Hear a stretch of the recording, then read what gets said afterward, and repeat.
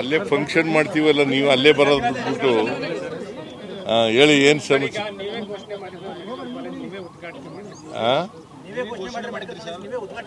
ಹೌದು, ನಾನೇ ಘೋಷಣೆ ಮಾಡಿದ್ದೆ, ನಾನೇ ಉದ್ಘಾಟನೆ ಮಾಡ್ತಾ ಇದ್ದೀನಿ.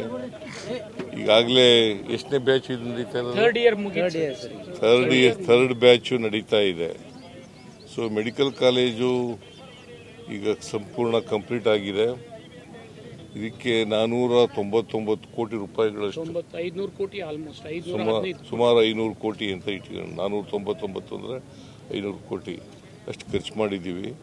ಇವತ್ತು ಅದನ್ನು ಅಧಿಕೃತವಾಗಿ ಉದ್ಘಾಟನೆ ಮಾಡ್ತಾ ಇದ್ದೀವಿ.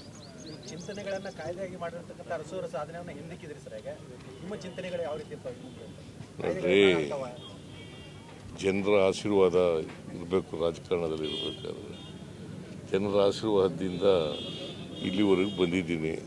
ಇನ್ನೆಷ್ಟು ದಿನ ಇರ್ತೀವಿ ಅಂತ ಗೊತ್ತಿಲ್ಲ.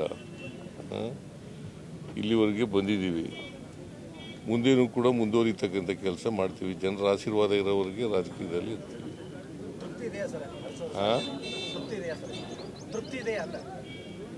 ನನ್ನ ಆಡಳಿತ ತೃಪ್ತಿ ಇದೆ ಸರ್. ಆದ್ರೆ ಬಿಜೆಪಿ ಅವರು ಹೇಳ್ತಾರೆ ಶೂನ್ಯ ಸಾಧನೆ ಸಿದ್ದರಾಮಯ್ಯನವರು ಸುಮ್ಮನೆ ಹೇಳ್ತಾರೆ. ಬಜೆಟ್ ಇದು ಬೊಕ್ಕಸ ಖಾಲಿ ಮಾಡಿದ್ದಾರೆ. ಯಾರು? ಬಿಜೆಪಿಯವರು ಸುಳ್ಳು ಹೇಳೋದ್ರಲ್ಲಿ ನಿಶ್ಚಿಮರು, ಬರೀ ಸುಳ್ಳು ಹೇಳ್ತಾ ಇದ್ದಾರೆ ಅವರು.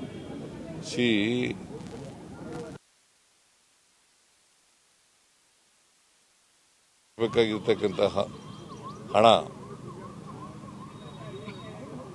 GST ತಂದವ್ರು ಯಾರು ತಂದದ್ದು? ಅವರೇ ತಂದದ್ದು. ಎಷ್ಟು ವರ್ಷಗಳಿತ್ತು ಅದು GST? ರೇಟ್ಗಳೆಲ್ಲ ಫಿಕ್ಸ್ ಮಾಡಿದವ್ರು ಯಾರು? GST council.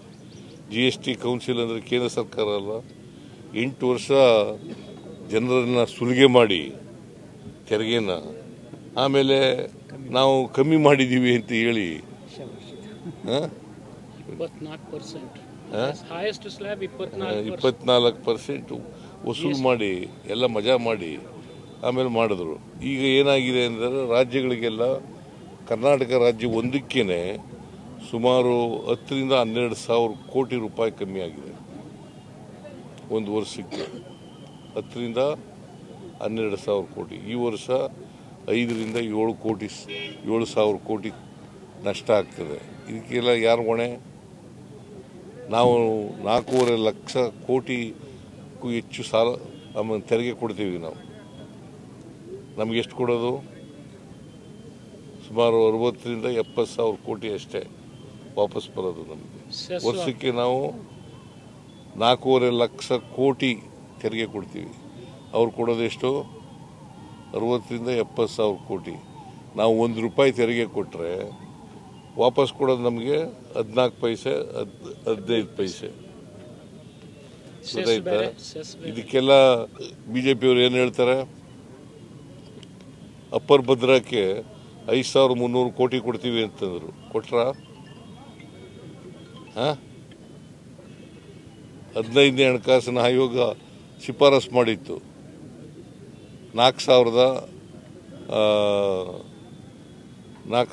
ಎಷ್ಟು 5,495 ಕೋಟಿ ಕೊಡಿ ಅಂತ, 5,495 ಕೋಟಿ ಕೊಡಿ ಅಂತ ಹೇಳಿತ್ತು. ಕೊಟ್ರ?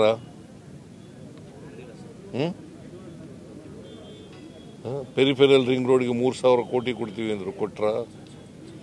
ಬೆಂಗಳೂರಿನಲ್ಲಿ ಕೆರೆ ಅಭಿವೃದ್ಧಿಗೆ 3,000 ಕೋಟಿ ಕೊಡ್ತೀವಿ ಅಂದ್ರು. ಕೊಟ್ರ? ಏನು ಕೊಡಲಿಲ್ಲ, ಏನು ಮಾಡಲಿಲ್ಲ. ಅವ್ರ್ಯಾಕೆ ಮೆಡಿಕಲ್ ಕಾಲೇಜ್ ಕಂಪ್ಲೀಟ್ ಮಾಡಲಿಲ್ಲ? ಎಷ್ಟು ವರ್ಷ ಇದ್ರು?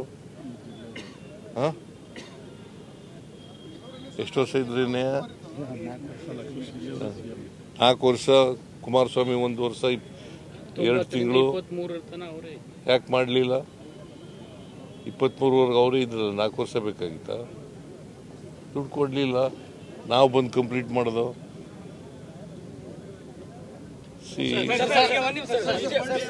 ಬಳ್ಳಾರಿ ಪ್ರಕರಣವನ್ನ ಸಿಬಿಐ ತನಿಖೆಗೆ ವಹಿಸಿ ಅಂತ ಹೇಳಿ ಆಗ್ರಹ ಮಾಡ್ತಾ ಇದ್ದಾರೆ. ಯಾರು? ಜನಾರ್ದನ್ ರೆಡ್ಡಿ ಅವರಾಗಿರ್ಬೋದು, ರಾಮುಲು ಅವರಾಗಿರ್ಬೋದು, ಕುಮಾರಸ್ವಾಮಿ ಅವರು ಕೂಡ ಈ ನೋಡಪ್ಪ, ನಿನ್ನೆ ನಮ್ಮ ಅಧ್ಯಕ್ಷರು DK ಶಿವಕುಮಾರ್ ಹೋಗಿದ್ದಾರೆ, ಹೋಗಿ ನೋಡ್ಕೊ ಬಂದಿದ್ದಾರೆ. ಇದನ್ನ ಪೋಸ್ಟರ್ ಪೋಸ್ಟರ್ ಅಲ್ಲ ಬ್ಯಾನರ್ನ ಬಿಚ್ಚಾಕ್ದವ್ರು ಯಾರು? ಯಾರ್ರೀ? ಅದೇ ಪ್ರಚೋದನೆ. ಬಳ್ಳಾರಿನಲ್ಲಿ ಗಲಾಟೆ ಆಗಬೇಕಾದ್ರೆ, ಒಬ್ಬ ಸಾಯ್ಬೇಕಾದ್ರೆ ಪ್ರಚೋದನೆ ಮಾಡಿದವ್ರು ಯಾರು? ಅಸೂಯೆ ತಡ್ಕೊಳಕ್ಕಾಗಲ್ಲ ಅವ್ರ ಕೈನಲ್ಲಿ.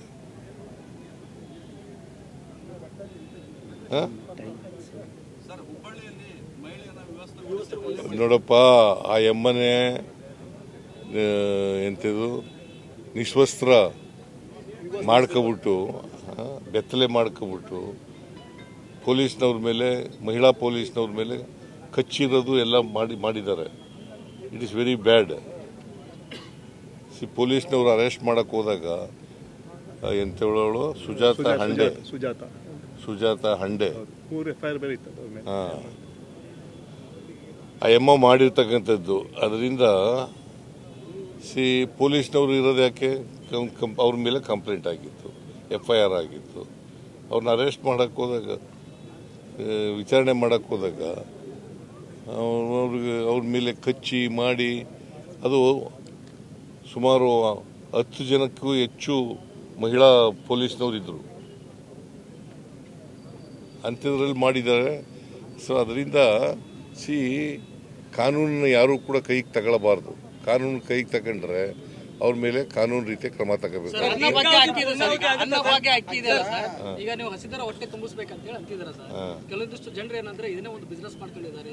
ಟನ್ ಗಟ್ಟಲೆ ಏನಂದ್ರೆ ಬೇರೆ ಬೇರೆ ರಾಜ್ಯಕ್ಕೆ ಸಾಗಿಸ್ತಾ ಇದ್ದಾರೆ. ಅದಕ್ಕೆ ಕೇಳಪ್ಪ, ಇಲ್ಲಿ ಕೇಳಯ್ಯ, ಇಲ್ಲಿ 10 kg ಅಕ್ಕಿ ಕೊಡ್ತಾ ಇದ್ದು, ಅದಕ್ಕೆ ಈಗ 5 kg ಅಕ್ಕಿ ಕೊಟ್ಟು ಇನ್ನು 5 kgಗೆ ಬೇರೆ ಪದಾರ್ಥಗಳು ಕೊಡಬೇಕು ಅಂತ ಮಾಡಿದ್ದೀವಿ. ಸಕ್ಕರೆ, ಉಪ್ಪು, ಬೇಳೆ, ಎಣ್ಣೆ ಇವನ್ನೆಲ್ಲ ಕೊಡಬೇಕು ಅಂತ ಮಾಡಿದ್ದೀವಿ.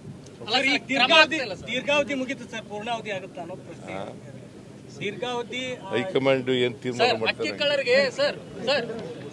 ಹೆಚ್ಚಿನ ವಿಡಿಯೋಗಳಿಗೆ ಪ್ರತಿಧ್ವನಿ ಯೂಟ್ಯೂಬ್ ಚಾನೆಲ್ ಸಬ್ಸ್ಕ್ರೈಬ್ ಮಾಡಿ, ಬೆಲ್ ಐಕಾನ್ ಕ್ಲಿಕ್ ಮಾಡಿ.